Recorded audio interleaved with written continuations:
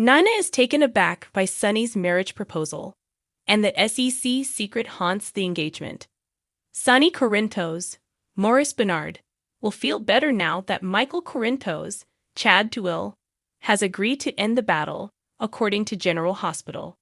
That doesn't mean Sonny and Michael's relationship is back to normal, but at least some of the anger has subsided. Sonny will assume Michael is genuine about putting the conflict behind him, but Nina Reeves, Cynthia Watros, will be skeptical. Because Michael still has difficulties with Nina, she is concerned that these will rub off on Sonny and eventually turn him against her. Sonny, on the other hand, will make it apparent that no one is going to change his mind about how he feels. Once Sonny admits his feelings for Nina, he'll consider making a spectacular gesture to show her how much he cares. According to GA spoilers, Sonny will propose to Nina during the week of May 22 to 26, so she'll be thrown for a loop. Nina will be hesitant to give Sonny the response he desires after he delivers a strong speech and pops the question. The main reason for this will, of course, be Nina's big secret. Nina will be hesitant to get engaged if Sonny is aware that Nina sent the SEC after Carly Spencer, Laura Wright, Andrew Kane, Cameron Matheson. Nina may hint at mistakes she's committed and her concern that they're unforgivable, but Sonny won't let her talk like that. Sonny will persuade Nina that her mistakes in the past are irrelevant, and that nothing can change his feelings for her. Thus it appears that she will eventually agree to become his fiancée. Nina will next have to worry about how the people in Sonny's life will respond to this major disclosure. Sonny might tell Nina that Dan Falconeri, Dominic Zamprogna, and Christina Corinthos Davis, Kate Monsey, are content. Sonny will think the timing of this engagement couldn't be better now that Michael wants peace. Still, Nina may expect her impending marriage to exacerbate tensions with Carly and maybe Willow Corinthos, Caitlin McMullen, as she adores her mother-in-law. There will be many elements at play, but Sonny will encourage Nina to focus on their bright future together. Unfortunately, Sonny will have to receive the SEC tip-off news sooner or later, so the future may not be that bright after all. If Sonny learns of Nina's duplicity, it might seriously jeopardize their wedding preparations. According to General Hospital previews, Nina will try to ignore the news for as long as she can, but her marriage to Sonny may be doomed. Joss asks Sonny for a favor behind Dex's back, while Portia doubles down on her plans for Spencer.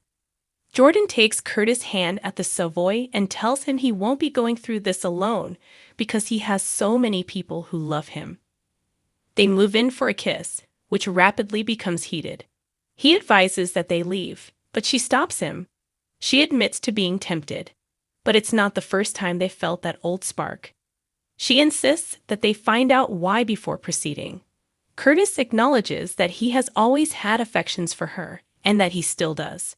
She tells him that he, too, felt sentiments of betrayal and mistrust, which is why their marriage ended and he moved on with Portia. When Johnny walks away and into Portia's arms, Jordan admits she wanted to fight for them.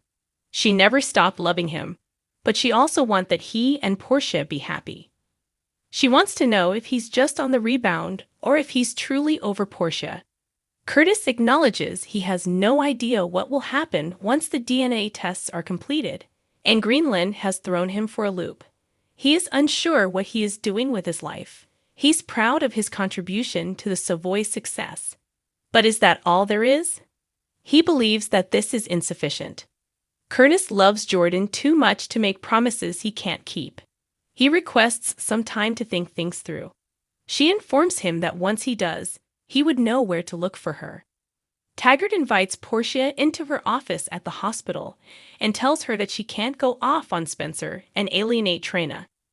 He wonders if she's preoccupied with Trina and Spencer because it's simpler than dealing with her marital issues. Portia wishes she could go back in time and speak the truth, but Jordan has repeatedly cautioned her that dishonesty is what caused her marriage with Curtis to fail. Curtis will forgive her, according to Taggart, and she needs to tell him she loves him before it's too late. He encourages her to stand up for Curtis.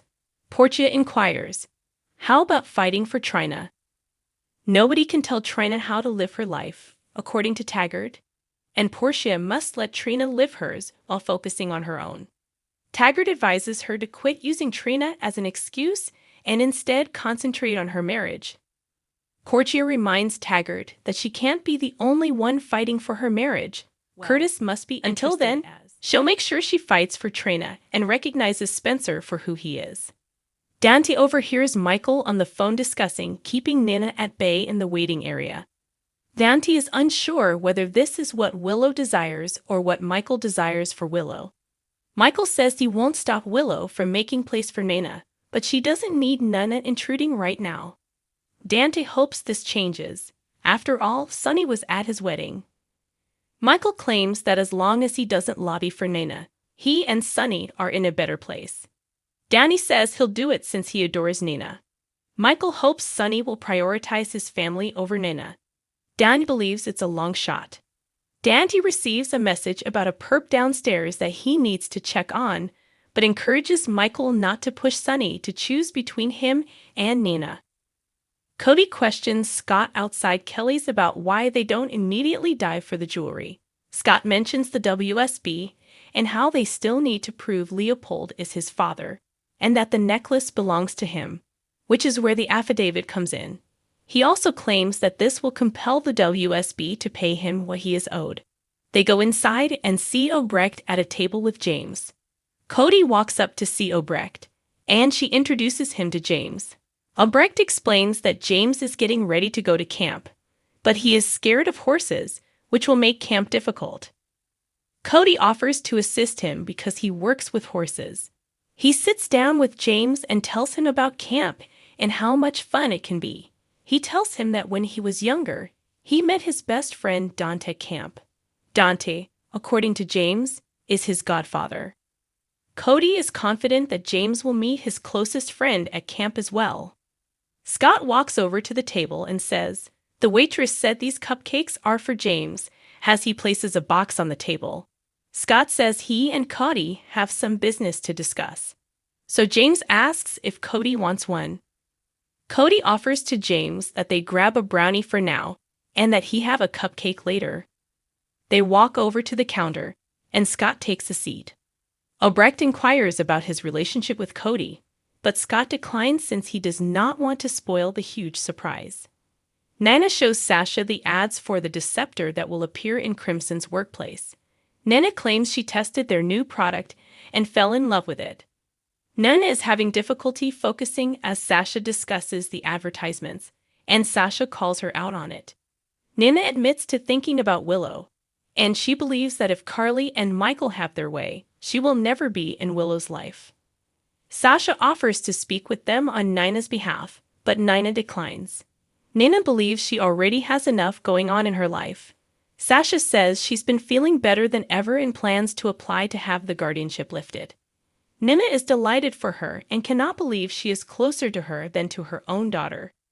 Sasha refers to Nina as the mother she wishes she had, and the two embrace. Later, at the coffee shop, Sasha meets with Maxie, who was supposed to be at the meeting with Nina. Maxie ran into James and Obrecht at Kelly's, where she also ran into Cody. Maxie has a message for her. Sasha is taken aback when she tells her what Cody done for her at the studio. Sasha worries if Cody is still with Obrecht and James at Kelly's. He was, according to Maxie, when she departed. Sasha excuses herself to attend to something. Back at Kelly's, Obrecht and James must depart. So Cody promises to contact them and arrange for him to visit Leo and the horses. When Scott spots Obrecht and James, he offers them a ride. Obrecht reluctantly accepts, and Scott believes things are improving.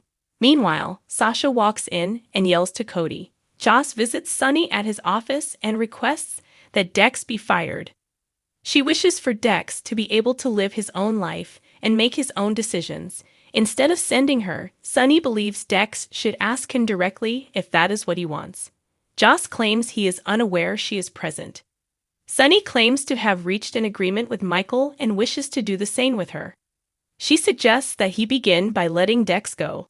Sonny says Dex may come to him and tell him himself Frank outside his office if Sonny is in because he wants to see him, but Gladys appears and urges him to tape a number since family comes first.